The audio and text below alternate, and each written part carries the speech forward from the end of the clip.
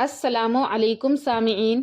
آج کی اس ویڈیو میں آپ کے سامنے نبی کریم صلی اللہ علیہ وسلم کی عید اور ایک یتیم بچے کے واقعے کو بیان کروں گی۔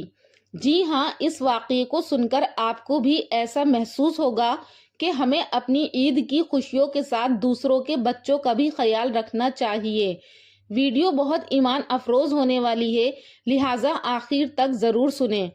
ایک مشہور واقعہ ہے کہ ایک مرتبہ ہمارے پیارے نبی صلی اللہ علیہ وسلم نماز عید کے لیے نکلے تو آپ صلی اللہ علیہ وسلم نے دیکھا کہ سب بچے کھیل رہے ہیں، مگر ان میں ایک بچہ ایک طرف بیٹھا رو رہا ہے اور اس کے کپڑے بھی پھٹے پرانے ہیں۔ پیارے نبی صلی اللہ علیہ وسلم نے اس بچے سے فرمایا کہ بیٹا کیا بات ہے، تو رو کیوں رہا ہے اور بچوں کے ساتھ کھیل نہیں رہے ہو؟ غالباً بچہ نہیں جانتا ہوگا کہ اس کے مخاطب ہمارے پیارے نبی صلی اللہ علیہ وسلم ہیں، یا پریشانی کی وجہ سے نہیں پہچان سکا ہوگا، اس لیے اس نے کہا صاحب مجھے میرے حال پر چھوڑ دیجئے، دراصل میرا باپ فلاں غزوے میں پیارے نبی صلی اللہ علیہ وسلم کے ساتھ جہاد کرتے شہید ہو گیا تھا، میری ماں نے دوسرا نکاح کر لیا ہے، وہ میرا مال کھا گئے اور میرے سوتیلے باپ نے مجھے گھر سے نکال دیا، اب میرے پاس نہ کھانا ہے، نہ پینا ہے، نہ کپڑا ہے، نہ گھر ہے۔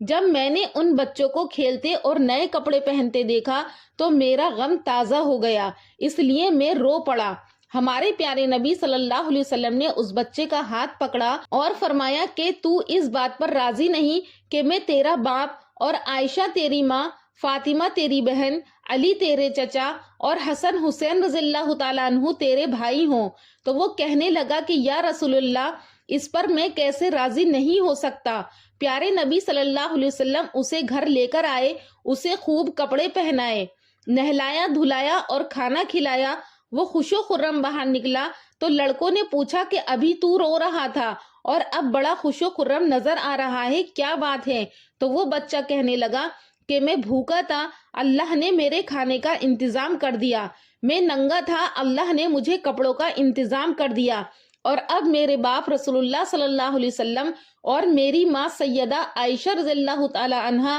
اور میری بہن سیدہ فاطمہ اور چچا حضرت علی رضی اللہ تعالی عنہ اور میرے بھائی حسن حسین ہیں۔ یہ سن کر سارے بچے کہنے لگے کہ کاش آج ہمارے ماں باپ بھی نہ ہوتے، یہ لڑکا ہمارے پیارے نبی صلی اللہ علیہ وسلم کی زیر کفالت رہا، یہاں تک کہ جس دن آپ صلی اللہ علیہ وسلم نے وصال فرمایا تو یہ بچہ رو رہا تھا اور کہہ رہا تھا کہ افسوس میں آج پھر یتیم ہو گیا اور میں غریب ہو گیا۔ اس کے بعد حضرت ابوبکر صدیق رضی اللہ تعالیٰ عنہ نے اس کو اپنے ساتھ ملا لیا۔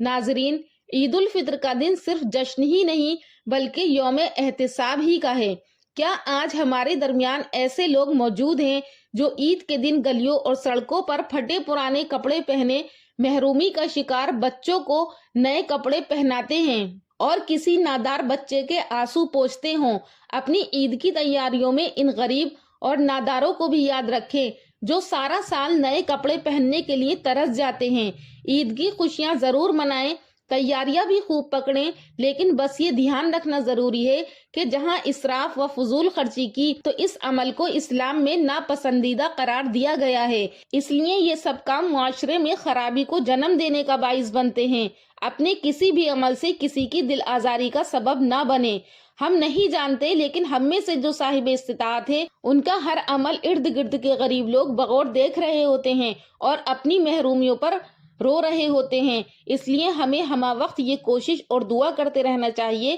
کہ جانے انجانے میں ہمارے کسی بھی فعل سے کسی کے اندر محرومی نہ جنم لے، کسی کی دل آزاری نہ ہو، بلکہ ہم سب کے لیے باعث راحت اور رحمت بنے۔ کوشش اور دعا کرنا ہمارا کام ہے، اس کو پایۂ تکمیل تک پہنچانا اللہ تبارک و تعالیٰ کے ذمے ہے۔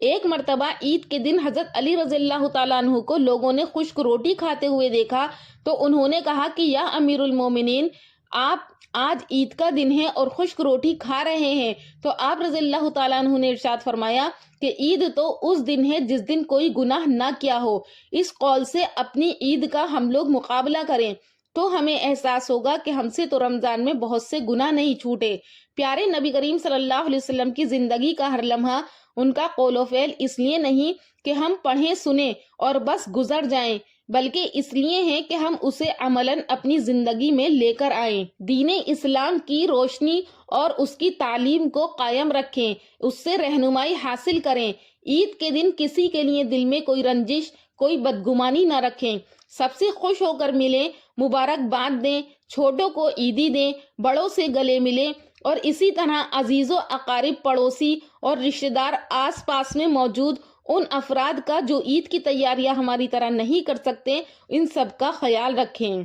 مذہب اسلام نے ہماری ہر موقع پر رہنمائی کی ہے، خوشی ہو یا غم، ہر موقع پر ہم لوگوں کو اس کے آداب بتائے ہیں کہ کیا کرنا ہے۔ اس پر اللہ تعالیٰ نے ہمیں اپنی خوشی کے اظہار کے لیے 2 تہوار بھی دیے ہیں تاکہ ہم اور ہماری زندگی میں خوشیاں بھری رہیں اور ہم کسی بھی محرومی کا شکار نہ ہوں۔ دور جاہلیت میں بہت سے چھوٹے بڑے تہوار آتے تھے جس کو لوگ عید کے طور پر منایا کرتے تھے، تو نبی کریم صلی اللہ علیہ وسلم نے فرمایا، تم سال میں جو عید منایا کرتے تھے اب اللہ نے تم کو اس سے بہتر 2 دن عطا فرمائے ہیں، یعنی عید الفطر اور عید الاضحیٰ۔ ناظرین، عید الفطر شوال کی 1 تاریخ کو منائی جاتی ہے، جو رمضان المبارک میں کی گئی عبادتوں اور ریاضتوں کا انعام ہے۔ عید کے معنی خوشی اور فطر کے معنی کھولنے کے ہیں۔ اس دن سے رمضان کے روزوں کا سلسلہ ختم ہوتا ہے، اسی مناسبت سے اسے عید الفطر کا نام دیا گیا ہے، جبکہ عید الاضحیٰ حضرت ابراہیم علیہ السلام کی سنت کی پیروی کے لیے منائی جاتی ہے۔